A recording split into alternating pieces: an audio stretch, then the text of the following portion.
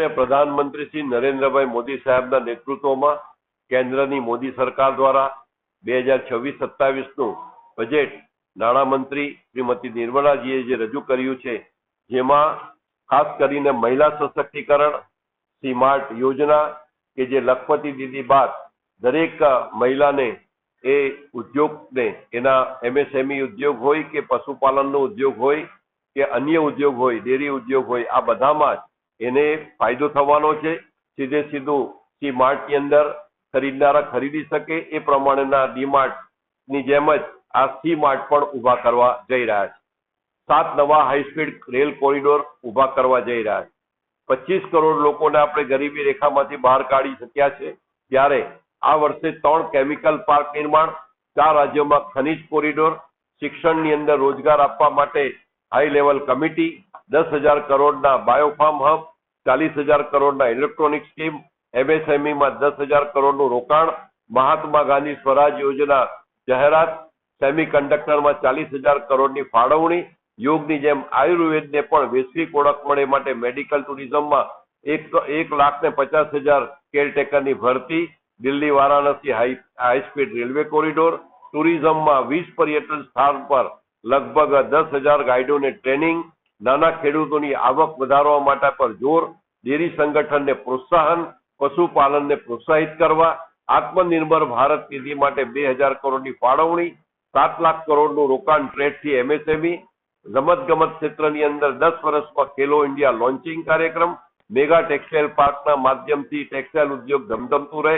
રોજગારી મળે, ઔદ્યોગિક કોરિડોરમાં 5 યુનિવર્સિટી, દરેક જિલ્લામાં ગર્લ્સ હોસ્ટેલ અને આ પ્રમાણે નવા 20 જલમાર્ગ એવું એક 2026-27નું જે બજેટ રજૂ કર્યું છે. બજેટ નહીં પરંતુ આ એક ઐતિહાસિક દસ્તાવેજ છે, જેને કારણે યુવા, મહિલા, ગરીબ, કિસાન, શ્રમિક આ બધા જ ભારતના તમામ વર્ગને ખૂબ મોટો ફાયદો થશે. એનું જીવન ધોરણ ઊંચું આવશે અને આ પ્રમાણે ભારતીય જનતા પાર્ટીના નેતૃત્વમાં કેન્દ્રની મોદી સરકારે આ દેશને સ્વાવલંબી બનાવવા માટે, આત્મનિર્ભર ભારત બનાવવા માટે, વિકસિત ભારત બનાવવા માટે જે કમર કસી છે અને આના કારણે ભારત આવનારા દિવસોમાં ચોક્કસ મહાસત્તા બનશે એવો મને વિશ્વાસ.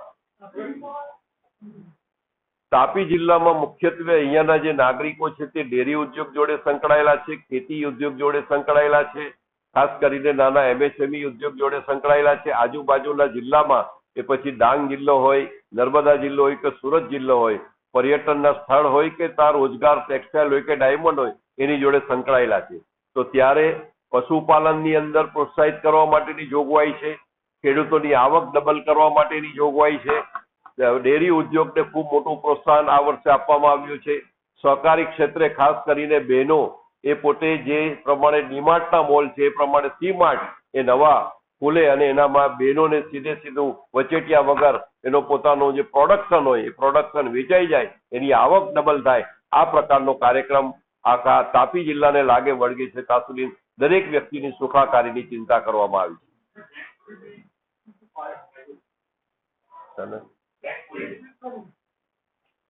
ફાયદો નુકસાન કરતા એક નવી વ્યવસ્થા.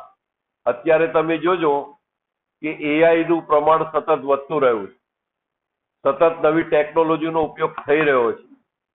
તમે અત્યારે છેલ્લે જે ઓપરેશન સિંદૂર જોયું, એક જમાનામાં આપણે ચાઇના સામે લડ્યા તે એક સામે લડતા હતા, રાઇફલથી લડતા હતા, મશીન ગનથી લડતા હતા.